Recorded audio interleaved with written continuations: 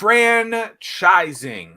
What's up, everyone, and welcome to the Fervent 4. Did you know that only 4% of businesses ever cross the annual $1 million mark? Deep breath. That's what it says on my teleprompter. Hello, I'm Zack Miller, author of Anomaly. With me today, I'm my co-host, Tim Morayan, lead man at StartWheel.org.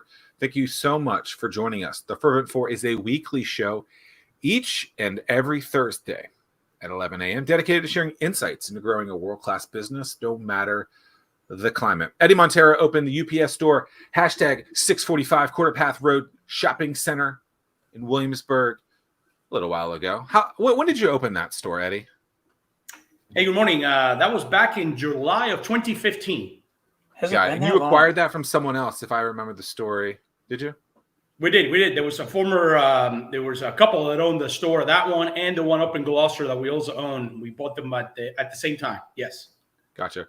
When did UPS in general just start franchising that model out? Is that something that's fairly new, or is that something that had always been around?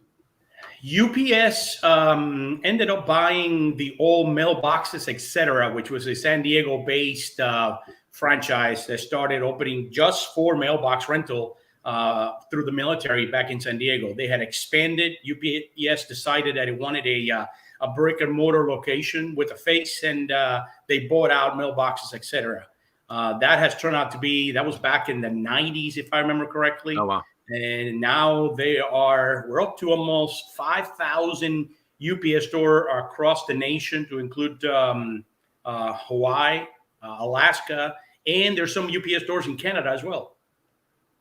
All independently owned. They're not corporate owned. Yeah, we have the privilege of knowing you for a little while and knowing some of the backstory, but you have a business partner that you entered the UPS store with, and you guys also both served in the military together in the United States Navy.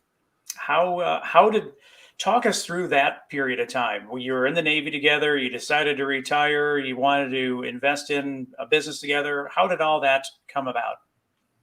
Yeah, Rick and I, we've known each other since '89, to be exact, and we've become best friends. Rick, as a matter of fact, is the godfather to our daughter Hannah, who's a student at JMU. As we were talking briefly before we went live. Rick had, among the things that we had in common, we wanted to open a small business. We decided that we did not want to follow the corporate route after the Navy. I think Rick did like 21 years in. I did 27 years in the Navy. And we said, hey, let's open a small business. We did not want to go the corporate route. We didn't want to do the contractor route. And let's just do something on our own. So what would we do? We knew we did not want to get into food service for multiple reasons. And we figured out that we're not very creative individuals. However, you make it in the military, given that the military is very big in giving you, quick guides or instructions. If you can follow the recipe. So that being the case, a franchise became pretty much the landing that we were going to drop anchor in. Is that because of the structure aspect of it that you guys had, fallen in love with for so long that you needed that's why going into a franchise made a lot more sense for you guys? It does. It did at the time. It still does as well. One thing that we liked about the franchise is that they give you the recipe, and it's pretty much here's the 95% solution.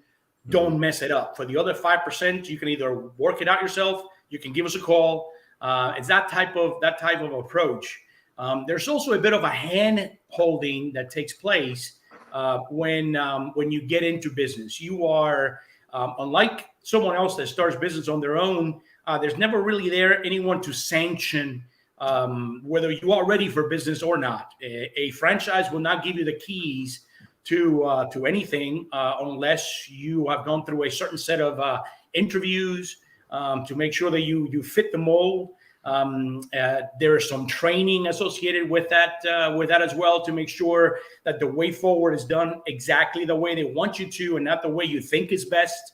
it's very common for an individual who's been a mechanic to open up a Maneki or a Dirty Monkeys, Oil Monkeys, whatever it's called, oil and filter change place. And one of the things is say, hey, don't worry, I'm the best guy for this bit because I've run a mechanic shop before. And it's very common for that franchise to say, I want you to forget everything you ever know about mechanics, and I want you to do mechanics the way we're asking you to do mechanic, not the way you do before. That's like what you were saying. Like you're buying the recipe, so you are. If the recipe works, which is what I think a lot of people in franchises should be buying, right? You're like, oh, I have this proven model. In the UPS store, a model. It sounds like you said 95%. That's a pretty proven model that I feel you should be listening to that. And then the 5% is kind of probably the creative aspect or the localized aspect of a specific area, right? Cheyenne, Wyoming to Williamsburg, Virginia, probably slightly different places. I don't know. I haven't been to Cheyenne, but it sounds like they would be different. So I grasped that aspect out of it. When you guys were looking at what franchise to buy into, how did you come about the UPS stores? And how did you, while doing that, how did you grade that a recipe was as legit as they say they are? Because it's kind of like a review that's like, oh, this is the greatest thing ever. Not if you can't validate that thing.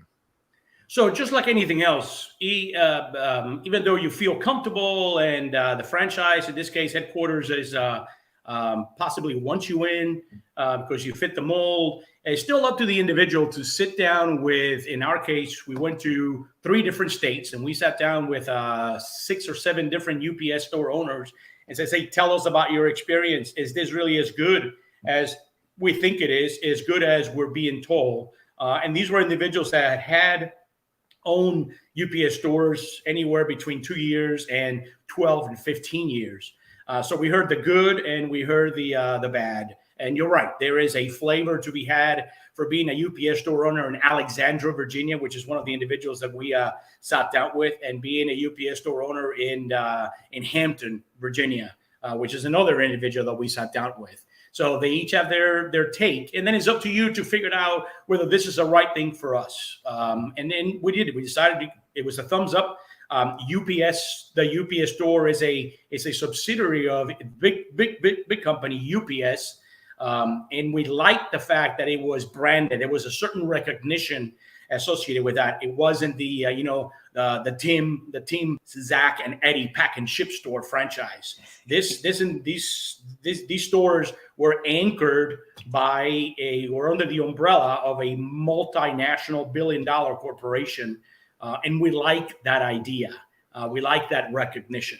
You don't think TZE has a good ring to it? I mean, I'm pretty sure that would be a phenomenal store. Not yet. But it's something, if you want to get something started, I'm sure we can transfer some of the Come on down to TZE where we'll pack your stuff and we'll use as much duct tape as possible. That's right. Yeah, we use duct tape and it's colored. So, but that's how we did it. There was and it's not a short process. It's a long process associated with it. One of the things that they do is they make sure that you are financially able to afford to buy a business, and not just to buy a business, but financially able to take care of emergencies.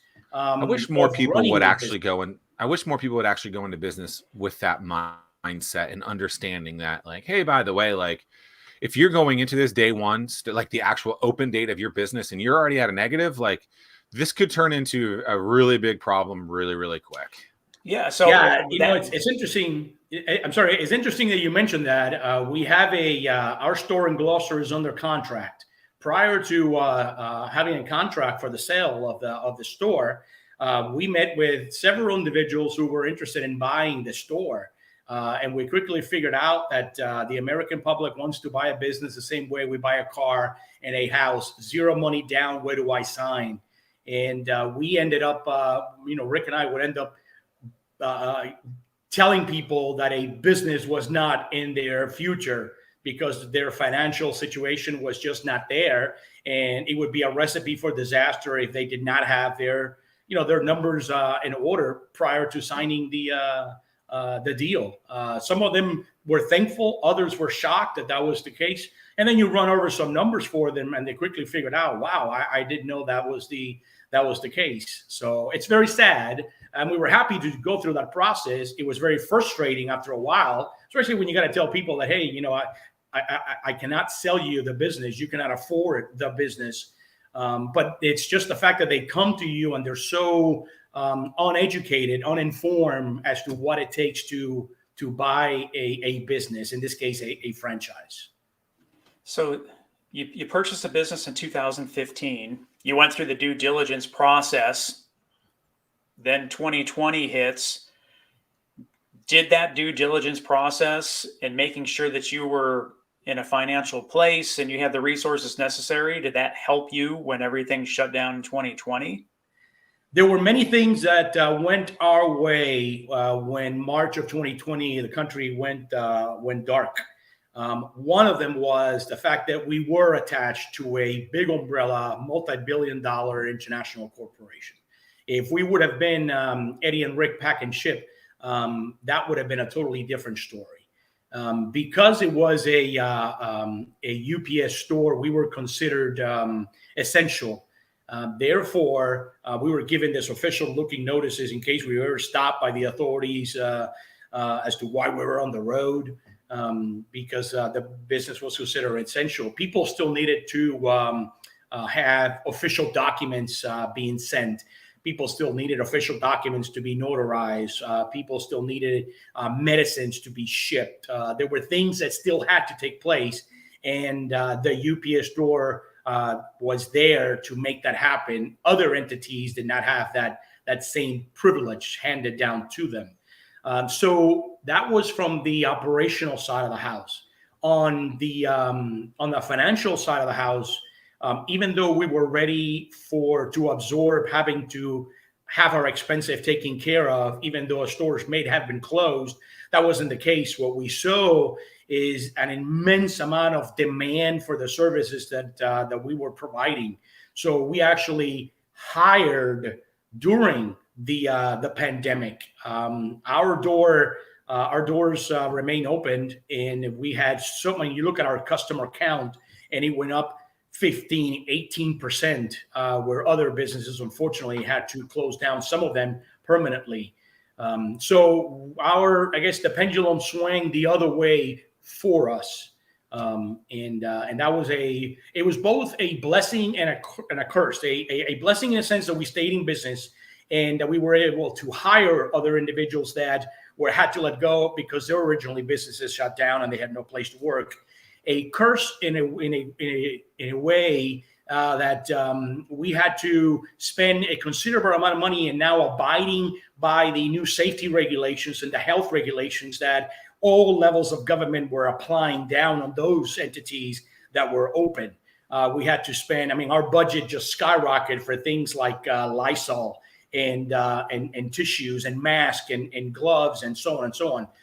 We ended up bringing more people in, not just to keep the store rolling, but keep the store clean as well from a hygiene standpoint.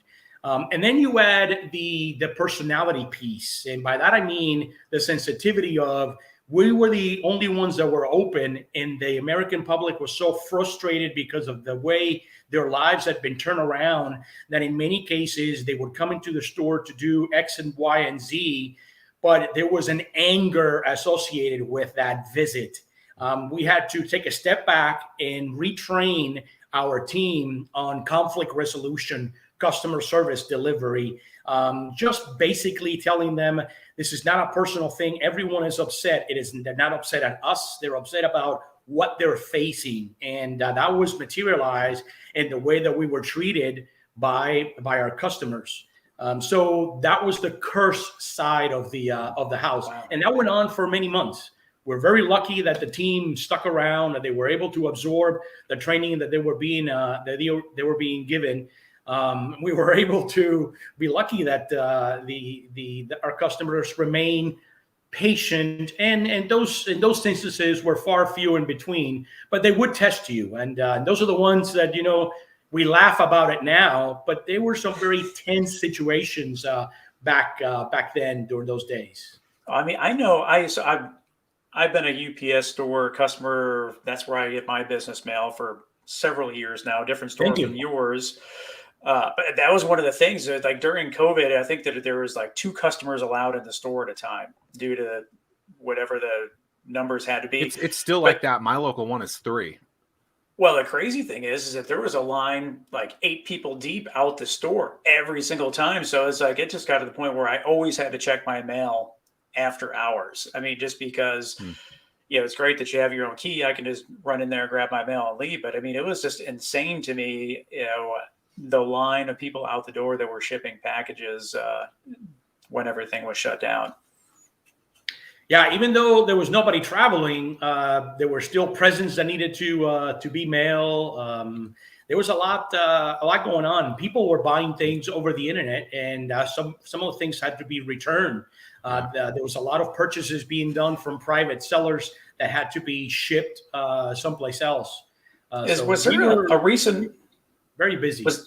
Was there a recent deal with Amazon with the UPS store? I know that there's one counter dedicated to Amazon returns at the UPS store that I go to. Yeah, so we are one of the few locations that Amazon has blessed to have their drop-offs done, and it is at the UPS store where those drop-offs are consolidated and then shipped. Whenever you buy something through Amazon, if you have to return it, you have a few choices as to where are you located, and these are the choices that you have. So is that a location by location, or is that UPS stores in general? It's like mandated. That's exactly where I was heading. Great leeway. So why would the UPS store be better off now than it is if it was the Zack, Tim, and Eddie package ship? Well, when you are attach yourself with a multi-billion-dollar international corporation like UPS, the UPS store is able to go out to other entities and say, hey, this is what we can do for you. And they were able to go to Amazon and partner with Amazon to have the almost 5,000 locations nationwide to be a safe, convenient, and known entity to have those drop-offs then made. And those entities are smart. It's super smart on their part too, because it's basically free marketing, right? And so like Tim just got this piece of workout equipment called a Hydro, and we both use this tool called Strava, which your boy Rick is obsessed with, by the way. I see him kayaking and That's biking that trail all the time. And so when Tim's done with this Hydro workout, which is like a rowing machine, kind of like a Peloton, Strava will write Peloton as the workout, right? On the screen, it says Peloton or Hydro or something like that. And it's kind of the same way with this, where it's like the UPS store, drop it off at the UPS store, right? It's come to the Amazon locker, or the UPS store. And so I don't know if UPS is paying for that or not. If they are, it's probably worth it from a branding perspective. But it's smart because people probably didn't even know that there was a UPS store, even though they've driven past it. Now they can go in there, and now it's like, okay, if you guys, from a training perspective, do a good job of getting these people in there, and then you communicate with them, they could become long-term customers and go there to ship a lot of other stuff. So it makes a lot of sense. I tend to go there all the time because I buy things that I apparently don't like, and I want to ship them back. And my go-to is always the UPS store on Battlefield in Chesapeake. And so you guys don't own that one, but if you did, I would support it. It's I go in there, and that one compared to the UPS store in Ghent, by the way, is so much faster. The one in Ghent, Norfolk, is like a 30-minute wait every single time, and I'm like, I'm not going there. Like this is too much. But it's good branding on UPS's part. So sometimes buying into a franchise from that perspective is going to help you out a tremendous amount. You walk into the store, and right on the door when you walk in, it talks about the different services, mailbox, notarizing, you never know, right? All that stuff. So, I mean, with that, Eddie, what are so many people think that it's just a place to ship packages, but you're really a business solution location where you help small businesses and entrepreneurs with a lot of different things. Can you touch on some of the things that you do for the business community? Yeah, that'd be perfect. So you will never hear me talk about pack and ship because that's a given. I'm actually wasting the opportunity to tell someone else what else we do at the UPS store if I was to concentrate on pack and ship. You're right. We pride. If you were to ask me right now, what's your target audience? I'll say, homemakers and certainly small business owners. Why? Because those two individuals are the ones that value time better than anyone else. So when it comes to the UPS store, the fact that we like to say, you cannot do it all at once, but you can do it all at the UPS store, it nails the idea that those individuals are the ones that we're after.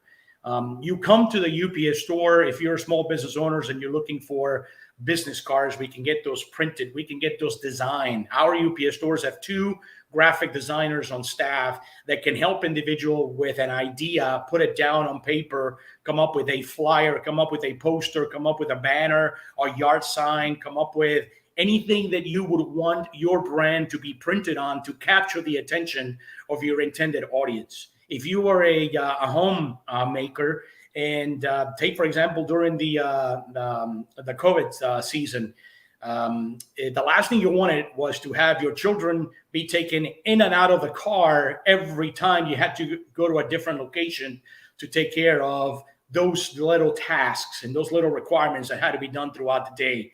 At the UPS store, you could get your mail sent, you could get your mail received, you could have your documents scanned, email, you could have your passport photo be made, you could have your notarizing being done, all in one location instead of having to go to the bank or having to go to the post office. Why? Because you can buy your stamps at the UPS store, all by having just to take the children out of the car just one time in one safe place and be able to put them right back and take them right back home instead of being all over town, increasing the risk of maybe becoming infected by the virus. So that's just an example of the things that we can do there. So yeah, you'll never hear me talk about pack and ship. That's a given. That's why I like telling people that the Yankees are a baseball team. It's what else can we do that are able to capture you while you're there.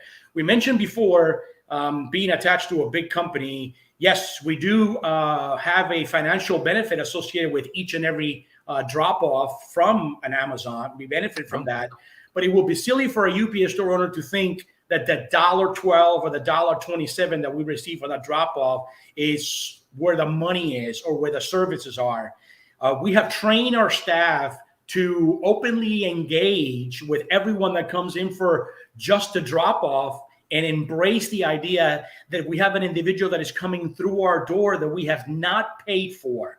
Everyone else up and down those shopping centers is dropping a lot of money to get those individuals through the doors. And here we are, our parent company is sending them through by creating those partnership with Cox, AT&T, with Dyson, with Amazon to get them through. So once they come through, how do we expose them to the notarizing, to the graphic design, to the printing, the large format print, to the photo taking, to all the other services that we provide in order to not necessarily to have them spend more money, but for them to realize that, yes, just like Zack mentioned, the UPS store is there and, oh my goodness, look at all the other things that they can do. If that individual was to drop off the return and we were to get $1.27 and turn around and leave, we have left a huge amount of investment walk out the door without information to either have them benefit for that themselves or to tell someone else, hey, did you know that at the UPS store we were able to get X, Y, and Z done instead of just the dropping off? So that's that symbiotic relationship there between headquarters and the 5,000 brick and mortar locations nationwide is where that growth that we have seen at both of our store has taken place, where we embrace everyone that comes through the door as a potential customer for all the other services that we provide. The last 7 minutes of this conversation led me to one sentence. What do you think it is? Eddie, you're amazing.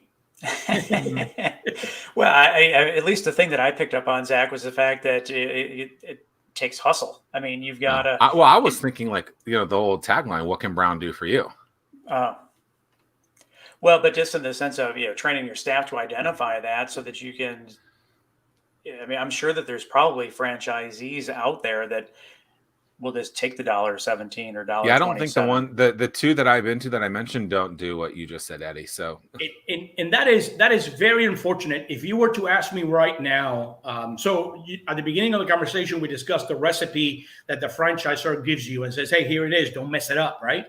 That only takes you so far. This is where, even though I am a franchise owner and there's very little creativity in me, my DNA, I'm just not wired that way. That's why I marry someone that is creative.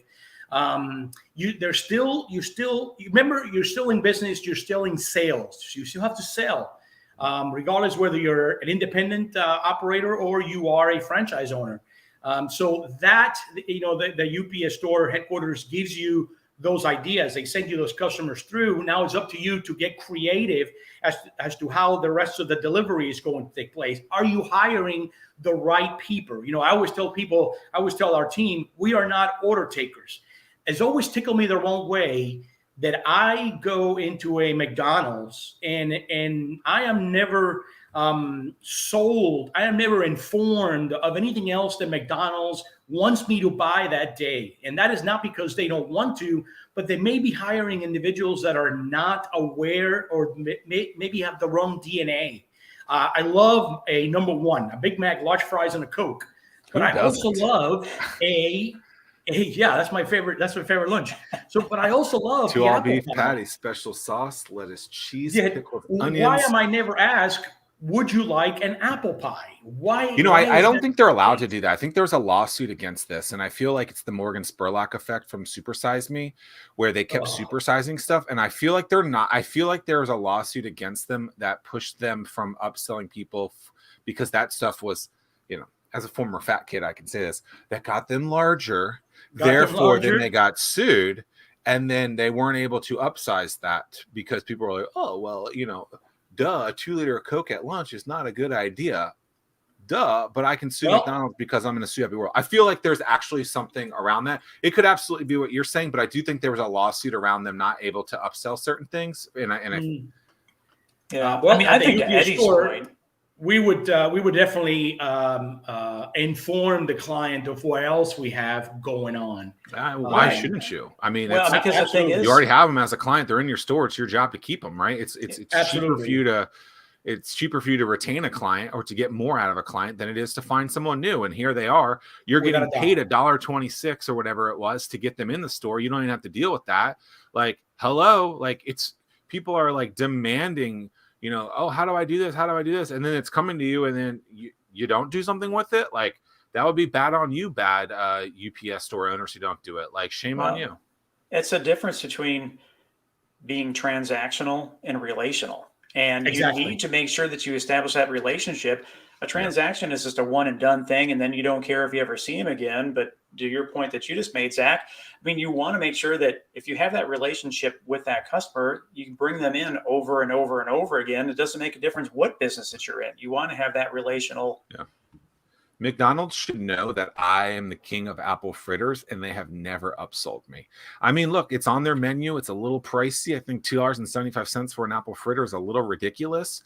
But if they upsold me, I would absolutely do it. But they never do, so I don't get it, and I've never had it. Not that I go to McDonald's very often, but I'm interested in. You talked about just the safety aspect of having to buy more Lysol, more cleaning supplies, and all of that stuff. Were you able to get funds back from that from PPP? How did you kind of budget that kind of stuff in there, knowing that you were, I guess, forced into buying that type of stuff? It's like how does someone handle that? Because it seems like that was not only hard to find at one point. And then overpriced at that same point, but enforced. And, I think the world was really scared at one point. Maybe they're a little not as scared about that aspect, but just the cleaning aspect of the business. How did you handle all of that? So this is, you're right. We were forced. If you were going to be open, you had to be clean and you, not just for your clients, but also for your own team. And this is where some of the military background comes into play. I was by trade a logistics officer in the Navy, and the job of the logistician in the Navy is to, just like any place else, is to play the what if game, and you're always planning for someone else's lack of planning. You never want the operator to come to you and say, hey, I don't have this. Can you get this from me? And you not having thought about that to address that in the first place. That would be a failure on your end, because the logistician's game plan is to play the what if game. So we were ready. We had our contacts. We had we were funded to be able to buy things in quantity, because not only were we going to need it, but they may not have been available when we needed it after running out from what we had. So there was a plan in place that Rick and I came up with to make sure that our stores were fully stocked with what we needed. One of the things that I've always passed down to individuals is to have a line of credit. And the last time, you don't want to apply for a line of credit when you need a line of credit. That's when the bank is going to go, well, I'm not sure we can, pay this back, or what do you need that for? You want the line of credit already established, not just for the bad times, but also for the good times. People think it's a bad thing to have a line of credit and use it. If you come across a supplier that is able to give you some good deals, a line of credit is going to get you the funding to take advantage of that good deal, which later on, the cost of that supply may triple, and now it's going to be unaffordable, but you were able to do it at a much lesser price. So via our financial acumen, we were able to be very comfortable. And yes, we were able to take advantage of all the funding that the different levels of the government provided us after the fact. We were not able to take advantage of all of them because we were open, and we were able to maintain our team intact, as I mentioned before. But the majority of our expenses were taken care of with the PPP money that was being afforded to all of us. So very lucky on our end with that way forward. I want to go back to the point where you're making your decision to go into the franchise world. You knew you wanted to do something business related, but you just finished a really extensive, long career in the Navy. So those are two different worlds. You probably had a really solid network in the Navy. Next thing you know, you're a franchise owner. How did you establish that network? What were some of the things that you did in order to be part of that community so that you could help grow and benefit your business? In a franchise environment, at least in our experience in the UPS store, the network is very solid. The network helps each other out. They realize that they're not in competition with each other, and we're better off working together than the opposite. So we are spread out enough, at least in our environment here in Virginia, that there's no reason for me to fear that our friend Gina on the other end of Route 199 is going to take away any customers of ours. That's just not the way the system is set up. So it is very easy for anyone to pick up the phone and says, hey, I have this question. Do you have an answer for this? How have you addressed this in the past? Or, hey, I have run out of boxes for whatever reason. Could I have some while my new supply comes in, and then I'll deliver them to you? It happens all the time, to the point that we have even shared team members because there's been an emergency in another store, and Gina or Rob or Amy, those are all UPS store owners in the area. We communicate often, and they're in need of help, and off we go. There's, an owner has a family emergency out of the state area, and another owner will take care of that store, for that 1 or 2 days, in order to make sure that friend, that owner, doesn't have a hard landing when it comes back, and hell has broken loose in the store. So that support element certainly is there, and it should be utilized. UPS stores that do not feel that way are really missing the point, and they may not be doing themselves a favor or their team by not embracing that network of support that is already there just because you wear the same uniform. So speaking of uniform, going back to your question on the military, when I had a problem, when I was on a ship, all I had to do was just go down the pier, look left and right, and there will be a ship who I'm sure had encountered that problem at some point, and off we go. Like, we communicate with that individual. They say, hey, Eddie, here's what you got to do, and off we went, because there was more a support element than a competitive element associated with it. So we made it work for us, that's for sure. Over the past decade or so, there's been a real big push for buy local. I think in the same vein, that's been a push that's gone against the franchise model, where franchises are bad, or I don't know, bad, they're bad, something like that, you know? So being in a franchise model, there's kind of just this negativity around it. Obviously, you own a couple and you think that they're a good thing. How do you handle the bad rep of franchises being such a, a bad thing, when I got you. Clearly they're employing a significant amount of people, not just at your shop, but all across the country? What are your just overall thoughts on franchises, getting the poo-poo stick? It is all up to the owner. You're right. It is tough to think of the UPS store as a local when, once again, we go back about being under the umbrella of this multinational billion-dollar corporation. How could you possibly describe yourself as local?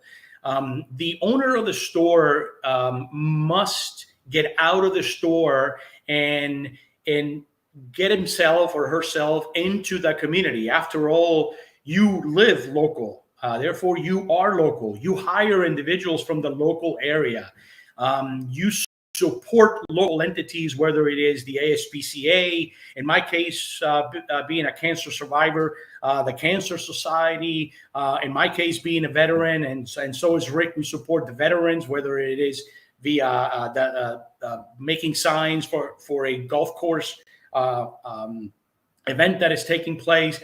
Whatever the case may be, we are local, so we have to behave local. And you let your clientele know that this is what we are supporting this month, to let them know that their local dollars are staying in the local area, even though the UPS store may not be considered local because it's not a one-off. So there is the tone of that the owner sets within the team that operates the store, and the relationship of the owner and that team with the clientele is what really makes the business a local entity or not. I make the argument, and this is a fairly recent idea in the business world. Big companies want to act small. Small companies want to act big, right? But you got to be able to work that, and you work it by informing your clientele just exactly how local you are, even though you are supported by the monstrosity, which is UPS. And they understand. Your client base knows that Eddie and Rick's UPS store is a local entity, is your local go-to place. They do not think of our store, even the one in Gloucester, as a oh my goodness, this is they're so far from us. They're their own untouchable. The further away I get from the marketing that started on this, of the buy local movement, the more I just think it's utter BS. Because how many people buy from Amazon every day? How many people buy from a big box and it's not local in the setting that they are, but they preach buy local? I'm like, guys, you just been marketed towards. You don't really live a buy local movement. I appreciate that it got so big and pushed things out, but it's at the same time, and look, I'll be the first to admit that I used to push it like a lot of people did, but at the same time, it's like, you are local, Eddie, and the majority of people who own a business are local, like 99.9% repeating forever, right? And they all employ local people, right? So we just get into this, and it's like, hold on. It's okay. Like, and by the way, your 17 packages from Amazon today that came from wherever are definitely not local. So, what else? Right. No, great. Yeah. Great point. Great point. I get my haircut by a local place. There you go. That's about it. Right? That's local. When you got long locks of love like this, and you're trying to be, the best hair of Hampton Roads for 10 years straight, like Tim Ryan, you got to do something to stand out. And clearly, having a bad hair today is one of them. Tim? Yeah, Eddie, I'm curious what your take is. What are the most valuable lessons that you learned while being in the Navy that you were able to bring to your stint as an entrepreneur and franchise owner? I have stopped being surprised by the linkage from one environment to the other. That question comes up often because people don't realize that there are so many similarities associated with those two environments. In the military, you behave as a team, or you cannot be part of the team. In the military, the people want to be. People think that, because you're an officer, you are above, and you really cannot relate to the to the deck plate level. And real officers, real leaders understand that there's a certain Servian attitude associated with leadership that forces you and wants you to get to know your people. That team building environment and that relationship as to how a team actually works. It is so evident in the military, yet it is also so evident in the small business world as well.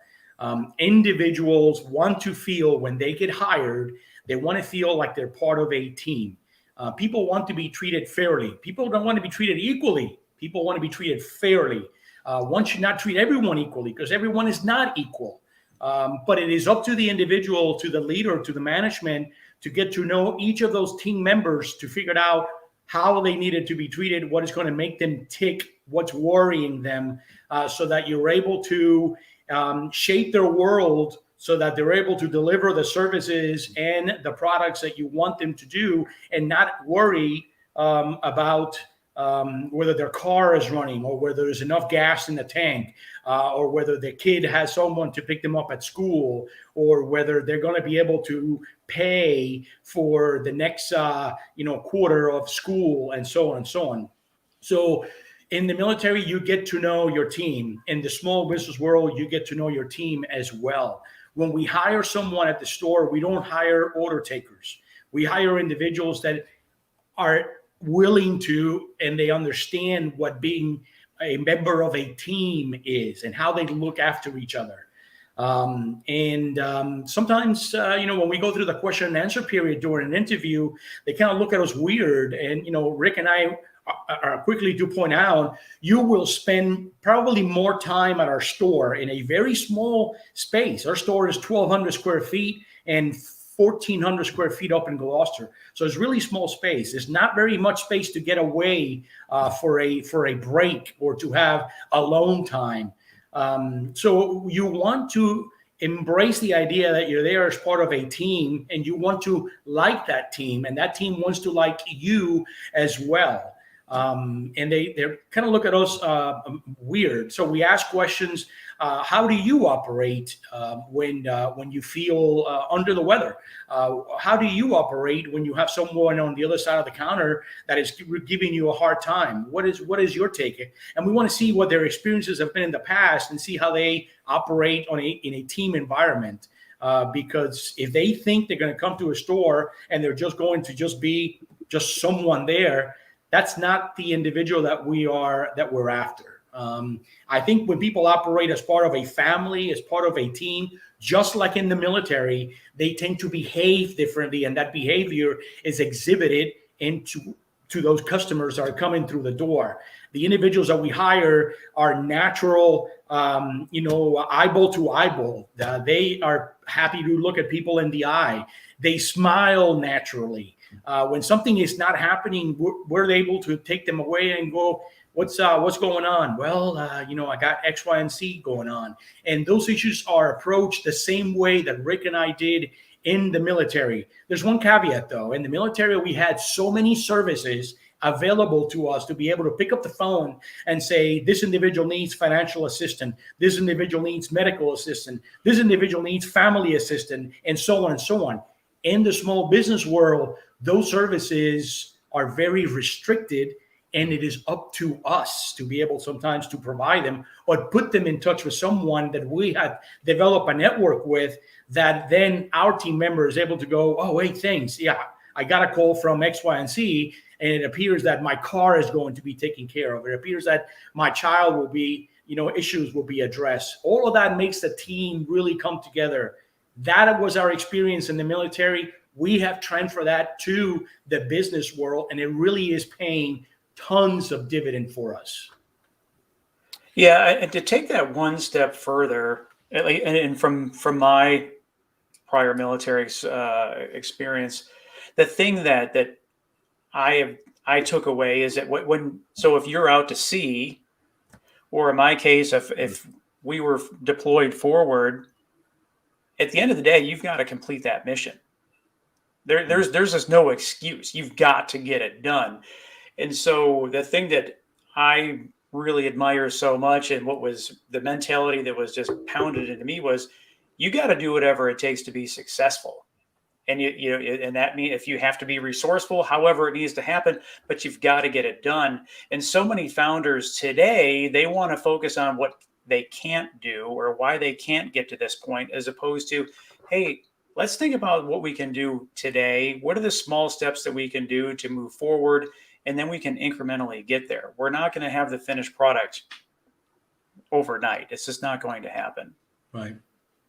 Right. I'll give you a quick example of the military mindset being translated into the business world at the small store level. When we first took over the stores, and I'll try to make this quick, there was knowledge is power. And we found that our team, it was very stovepipe as to who knew how to do what. That was not going to work for Rick and I. And the change that we made actually took us about 6 months for that cultural change to take place. When we told the individuals, when we told the team, hey, I need you to train Billy to do what you do. And then Billy, I need you to train Cindy to do what you do. And Cindy will train Bobby to do what you do. And then given the knowledge was power, the first inclination was, if I teach someone to do what I do, then I may get fired. What if they do it better than I do? But the idea there was, we were having to call people at home after working hours because there was something going on in the store, and only they were able to do that. And they saw it as a badge of honor that I must be important. I'm being called. So we circle the wagons, and we had a team training evolution, and we said, this is not going to work. This is a recipe for disaster. If any one of you was to leave, you take with you so much knowledge and experience that the rest of the operation may not survive that departure. And you would leave us not because you're going to get fired, but you could get sick, you could get pregnant, you could win the lotto. And I would be the first one to I guess welcome you. I'm sorry, say goodbye for being here, because I don't expect you to be here if you're a millionaire. But we need to learn how to do each other's job. I take it back to, a squad, a SEAL squad. When they leave, there is a duplicity of effort in those individuals, so that when the poor soul takes a bullet in his head, the rest of the squad says, okay, I guess we didn't have to go back. Billy got a bullet in the head and off we go. So no, someone would pick up that sniper rifle and still be able to put, a round downrange, or pick up the radio and still be able to communicate, or pick up the med kit and be able to provide care to someone else. At our store, we needed to be able to do the same. And slowly but surely, they were able to open up and be able to figure out, okay, actually, I do mind being called at home after working hours. I would tell them, I said, you're not getting paid after working hours, so the expectation is that you should not be working. that is a time for you to relax. I'd say if we were paying overtime, I said, overtime, there's nothing sexy about overtime. Number one, it's expensive. Number two, you're being overworked. People that are overworked tend to lack attention to detail, tend to be cutting corners, tend to not relate with the customers as if they were fresh and rested. Slowly but surely, those barriers came down, and they started behaving as a team, and they realized that there was tons of positivity if Tim was able to do what I do, and I'm able to do what Zack does, and the other way around. That's how we have gotten there. But that took easily 6 months for that culture to be totally changed. And for us, that was the jumping point for our store to get to a much, much higher level of income and source of revenue where we find ourselves in now.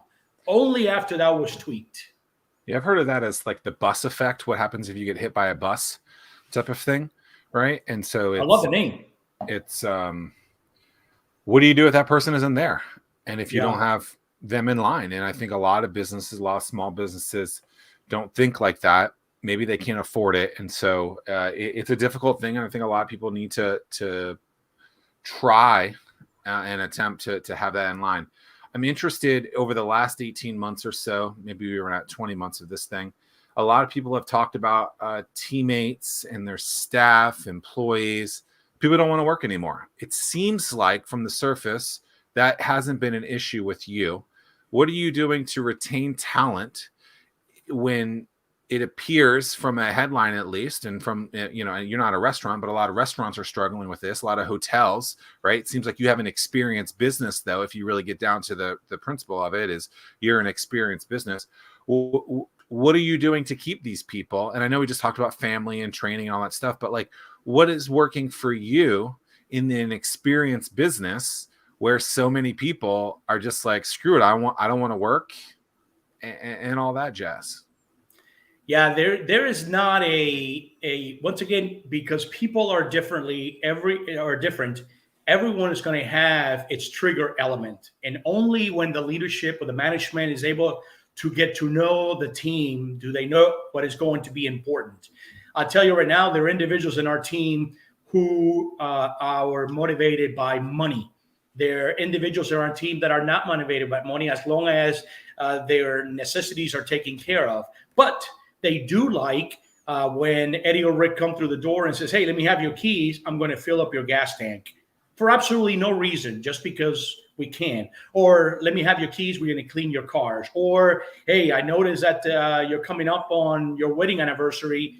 Here is a gift card just because. Or we always celebrate everyone's birthdays. Or we have our yearly company outing. We have gone to axe throwing. We have gone to Segway tours. We have gone to special dinners. We operate our little store. There's only 17 of us there among those stores, but we operate as if we were an Amazon, a Facebook, or a Ford Motor Company. Why not? We treat them special because they are special. We treat them differently because they are different, and they seem to be, the majority of the time, that seems to have been the foundation, the genesis for our retention to take place. Rick and I sit down with our team, and individually, we figured out how we teach them about money. We have a simple IRA program in our store. Why not? That we match to 3%. So we teach them about money. We sit down with them. If they have a problem with an interview, hey, Eddie, I'm coming up I'm trying to get into this program at school. Can you help me with my interview that we have coming up? And we go through some role playing as to what's going to happen in the interview, so they're ready for questions. We fix their mistakes on their resumes. Once again, the approach that we have to the team is what has kept them there, so that we address anyone else coming from the outside, giving them an extra 25 cents an hour, and that individual leaving. Because they realize that when they were to leave, it's only 25 cents, but everything else that they leave behind, that environment is never going to be duplicated. We had one individual, a young man who is back with us, who decided that he was going to sell cars. Fantastic. I said, I want you to do this for me. I said, I've always wanted to sell cars myself. I think it's pretty exciting to sell cars, especially Jeeps. I love Jeeps. I said, I tell you what, more than likely, you're going to go through a huge training program. And if at all possible, let me buy you a cup of coffee, say 4 months, 3 months from now.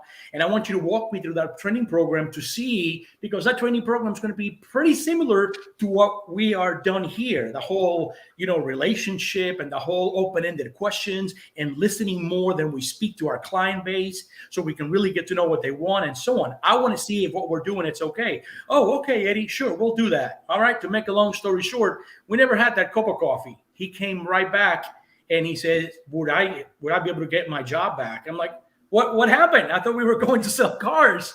He goes, well, it's the environment is not the same. And I like it here better. And if you guys would have me back, then that would be great. And of course we did. He was a great team member who just decided that he wanted to try something else. And who are we to tell him otherwise?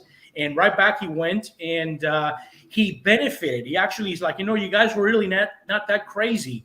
Part of selling cars has a lot to do with part of selling, whether it is next day air or how to talk to someone about having their logo design and listening to them. And I'm like, exactly. It's really not. It's not the same dog, different collar. It's almost the same collar, isn't it? So yeah. So it's that whole retention is what has definitely helped us because of how the team is approached. We have individuals that when they leave to go to school, they feel so bad. We had a young lady who left to Maryland to be back with her parents, and we picked up the phone. She was great, and we told the local UPS store owner, you will be silly not to hire these individuals. And she's now the manager for 2 of the stores up there. And that UPS store owner thanked us profusely because Gabby, when she left us, and she landed in a great organization up there. And she was so upset to let us go. We don't have a problem people leaving us without giving us a heads up, because they do not want to leave the team behind empty-handed. They don't give us 2 weeks. They give us 3 months so that we're able to ferment and get someone else to fill the hole that they're about to leave behind, and they leave very upset. And there's a party when they leave too. We celebrate that departure as well. So it's a cool place to work in our little store. Sometimes we think it's like, hey, if we were bigger, we could probably do so much better. But then we're like, wow, that's a fine line, because if we were bigger, will we be able to touch the same way each and every one of them as we do now? So it's a 6 of one, half a dozen of the other. But yeah, that's how we have stayed above the fray by putting those benefit packages together and treating people differently. Yeah, in terms of you passing on all that knowledge, I want to thank you and Rick for your involvement. You've been very, very supportive to the entrepreneurial community. You always Absolutely. are looking for ways to give back. And if you remember 3-4 years ago, you worked with, I think at the time it was Mad Skills, and they have now turned into Instant Teams. Yep. And as the story goes, and as how Erica shares the story, you helped them with their first business cards so that they were prepared when they had their first meeting. And now, fast forward, however, 3-4 years now, as of last night, they went from 2 people to 550 people that are working. Unbelievable. For them. So, just a lot of times we don't get to hear what happened from the time that when you were mentoring a company when there were 2 people, and now at 550 people, you had a part of that. So thank you for what you do for the entrepreneurial community, and I wanted to make sure that you all were aware of that. Yeah, thank you. No, thank you so much. Yeah, thank you so much. I know our time is coming short here, but I thank you both for what you do, shedding light on the environment of small business. I think the more people listen to this type of program that you have put together. Hopefully it entices them to, yes, get into business, but it also sheds light on all of the unknowns and how important it is to surround yourself with the right DNA and realize that it's okay not to know everything, as long as you surround yourself with those individuals that would fill that gap, fill those holes, so that you can become successful. And Eric is a perfect example of that. So thank you for having me, and thank you for putting these together for the community. I certainly appreciate it. You thought 60 minutes was a long time. You held up pretty well. We're excited for you, buddy. Yeah, that's awesome. That's awesome. We can talk. The three of us can talk for a while. And that was without even beers. Imagine if we had a couple of beers. That's great. Well, probably would have been 10 minutes, the way that those beer drinks go. So I'm going to end with this. Eddie, it was great chatting with you. Appreciate you being here. Thank you. Monday is a big, significant day for Tim. For a long time, he's been trying to qualify for the Boston Marathon. About 18 months ago, he did qualify for it. And the crazy thing is so they have qualifying times that you have to qualify for. He finally did it after 5 or 6 attempts, went after it, wasn't defeated, kept going after it, and hit the qualifying time that was necessary. The crazy and wild thing about this is that not only is there a qualifying time, but then they have a selection time. I don't know what the exact word is, but then they have you actually made it to Boston Marathon time. And he made that by 1 second. Oh. So had he high-fived one person too many times getting there, I mean, it's been a wild ride. I know he's super excited about doing this. I'm super pumped for him to do Awesome. that. If you guys are interested in following along, I guess, search for Tim Ryan in the system. It's going to be a very, very, very exciting weekend for him. His number is 6661. His bib number 6661. Is that right? That is correct. Yeah. Yeah. So follow along. We're hoping for a PR. He doesn't want to say that, but I'm hoping for it. Hopefully Heartbreak Hill doesn't put too many heartbreaks out there. Right. And it just shows you that, when you have a goal, when you have something that you want, it doesn't happen the first time that you want it. And so super stoked for you, my friend. I'm Good job, excited Tim. for you to do this. I know it's going to be exciting, and don't drink too many Sam Adams afterwards, and don't cry too much at the finish line either. No promises about the tears at the finish line, but it's a journey, man. Well, good luck, buddy. Good luck. Thanks, man. Appreciate it. All right, y'all. See you next week. Looking forward to the recap in the next episode. Talk to you guys soon. Best of luck, Tim, Eddie. Thank you. Thanks, Peace. Eddie. Appreciate your time. Thank you. Thank you.